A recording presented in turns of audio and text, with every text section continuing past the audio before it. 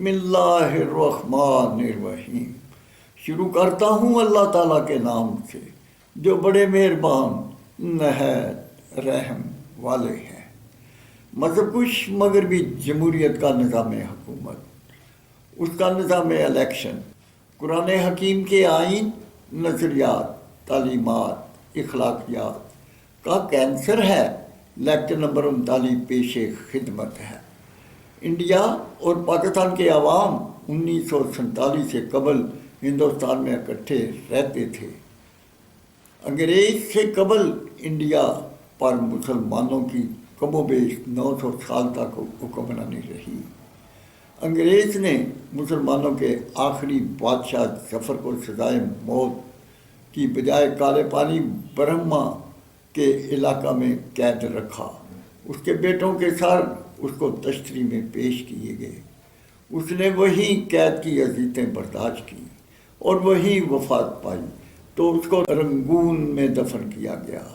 ہے کتنا بد نصیب ظفر کہ دفن کے لیے 2 گز زمین کا ٹکڑا بھی نہ ملا کوئے یار میں۔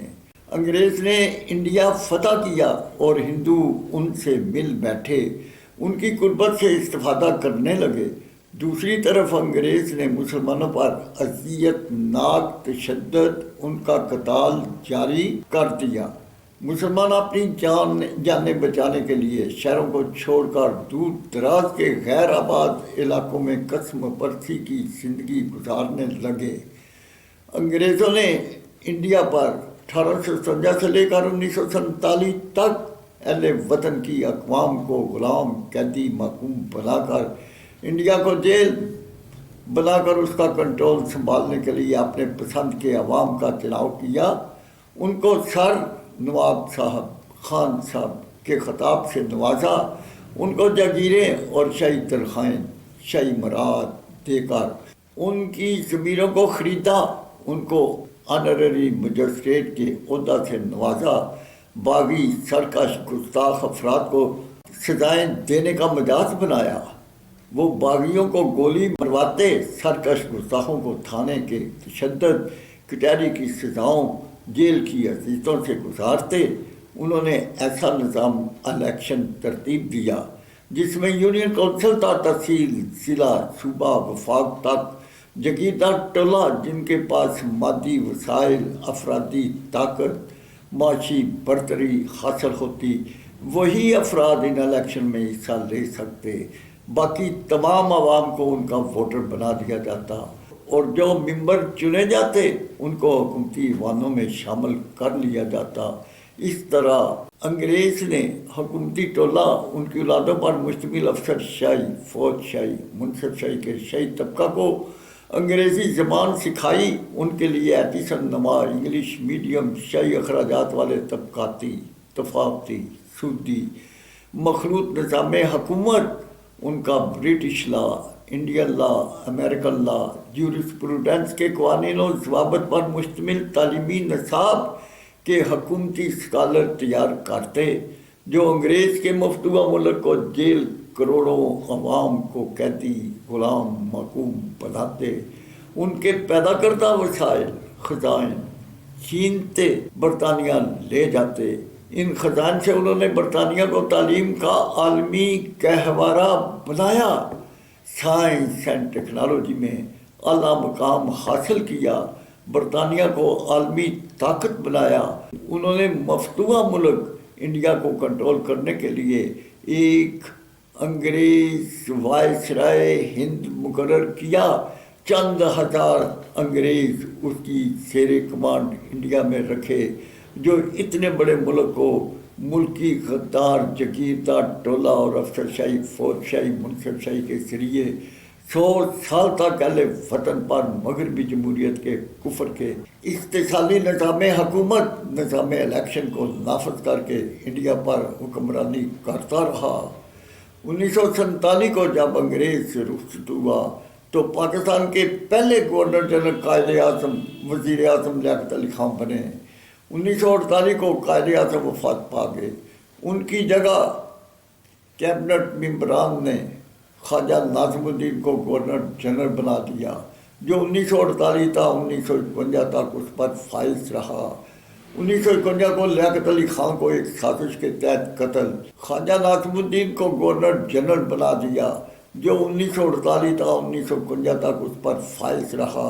1951 کو لیاقت علی خان کو ایک سازش کے تحت قتل، خواجہ ناظم الدین گورنر جنرل کو وزیر اعظم اور افسر شاہی کے غلام محمد کو 1951 تا 1954 تک، فوج شاہی کے سکندر مرزا کو 1954 تا 1958 تک، فوجی chief commander Ayub Khan, chief justice Munir سے انگریز کے 1935 کے ایکٹ کے تحت ان کو گورنر جنرل پاکستان بناتا اور اتارتا رہا۔ 1958 کو فوجی چیف کمانڈر ایوب خان نے مارشل لا لگایا۔ آج خود فوجی ڈکٹیٹر انگریز کا وائسرائے پاکستان بن بیٹھا۔ چیف جسٹس منیر نے مارشل لا کے جرم کو بھی جائز قرار دیا۔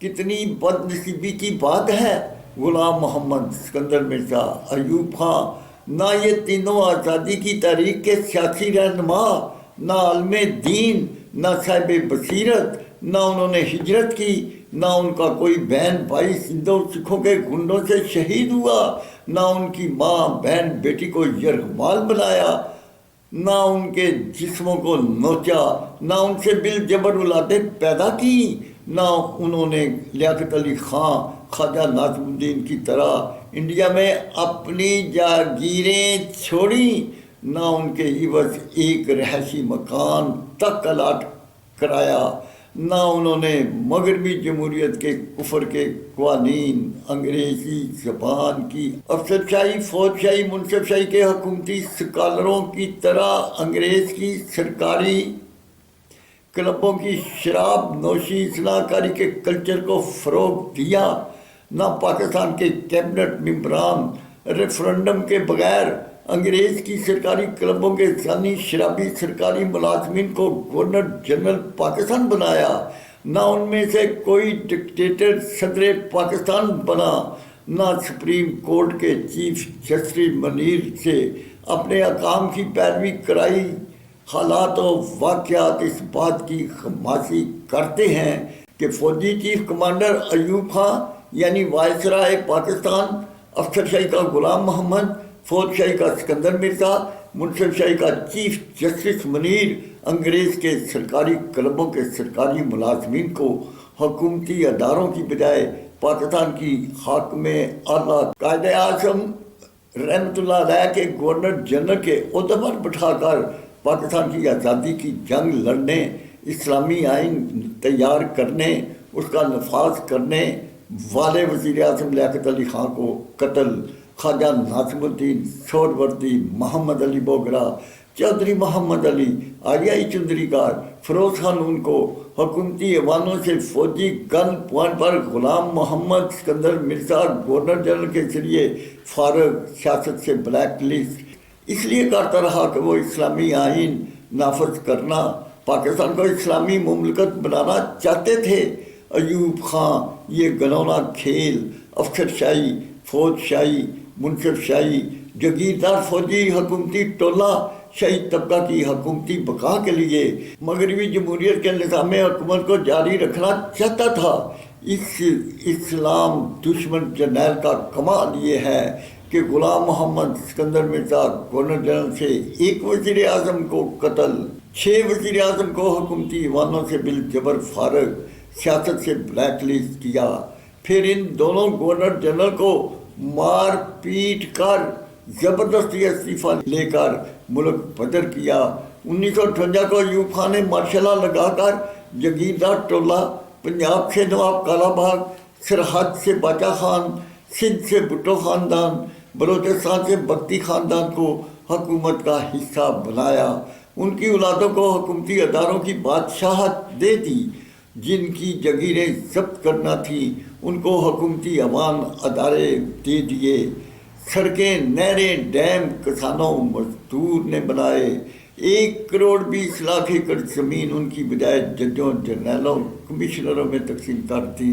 جب عوام اس کے ظلم و جبر کے خلاف اٹھ کھڑے ہوئے تو ایوب خان نے جان بچانے کے لیے حکومت دوسرے شرابی زانی فوجی ڈکٹیٹر یحییٰ خان اور جنرل رانی کو دے دی۔ اس نے ملک دولت کیا، 1 یونٹ کو توڑا، 4 صوبائی وفاق اور سینٹ کے حکومتی درندوں کی تعداد بڑھا لی، 23 کروڑ عوام کا معاشی قتال جاری کر لیا۔ چوتھا فوجی ڈکٹیٹر پرویز مشرف نے مارشل لا لگایا۔ ایک ڈانسر ماں کے بیٹے نے نواز شریف کی حکومت کو ختم، امریکہ کو افغانستان پر حملہ کرنے کے لیے پاکستان کی سرزمین مہیا کر دی۔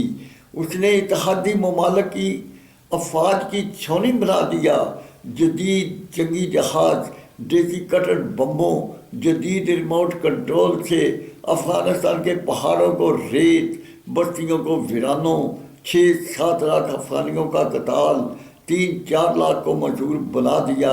90,000 پاکستانیوں نے جام شہادت نوش کیا۔ 10 سال تک یہ جنگ پاکستان پر مسلط رہی۔ بین الاقوامی شہرت یافتہ فوجی ایجنسیاں انڈیا کی راہ، اسرائیل کی موساد، امریکہ کی بلیک واٹر پاکستان میں داخل ہو گئیں۔ انہوں نے طالبان کی بوگس تنظیمیں بنائیں افغانستان پاکستان میں، ان نے تباہی مچا دی۔ مشرف نے تمام سیاسی جماعتوں کے مجرموں کو اکٹھا کیا۔ ان مجرموں نے مل کر NRO 51% اپنے ٹولہ شاہی طبقہ کی مستورات کے لیے حقوق نسواں کا قانون پاس کیا۔ تمام مارشل لا کو جائز، تمام معاشی، معاشرتی، دینی قتال کے مجرموں اور ان کے قرض معاف، تمام ملوں، فیکٹریوں، کارخانوں، انگریز کی بخشش کی ہوئی 64% ملکی زمین جو ملکی غداروں کو دی۔ ایوب خان نے 12% زمین جو 1 کروڑ 20 لاکھ ایکڑ بنتی ہے، جن کسانوں مزدوروں نے سڑکیں، نہریں، ڈیم تیار کیے، ان کی بجائے ججوں، جرنیلوں، کمشنروں کے درندوں کو بطور انعام دی۔ ان کو ضبط کرنا، 1 یونٹ کو بحال کرنا۔ 49% حکومتی ٹولہ شاہی طبقہ، مشرف کی 51% حقوق نسواں کے حکومتی ٹولہ شاہی طبقہ کی مستورات کے معاشی، معاشرتی، دینی قتال کو فوری طور پر ختم کرنا۔ NRO کے حکومتی ٹولہ شاہی طبقہ کے مجرموں کے، عمران خان کی حکومت کے، مشرف کے 31 کیبنٹ ممبران، ان کے مجرم 88 ججوں کو اس کے ساتھ پھانسی کے پھندے پر لٹکانا ملک کی بقا کے لیے ضروری ہے۔ اہل وطن ان مجرمانہ قوانین کو 23 کروڑ عوام سے ریفرنڈم کے ذریعے ختم اور حق حاکمیت اور حق احتساب عوام کو دینا ہوگا۔ یا اللہ اہل وطن کو، پاکستان کو سردار انبیاء صلی اللہ علیہ وسلم کے شہر مدینہ جیسی ریاست بنانے کی توفیق عطا فرما۔ آمین ثم آمین۔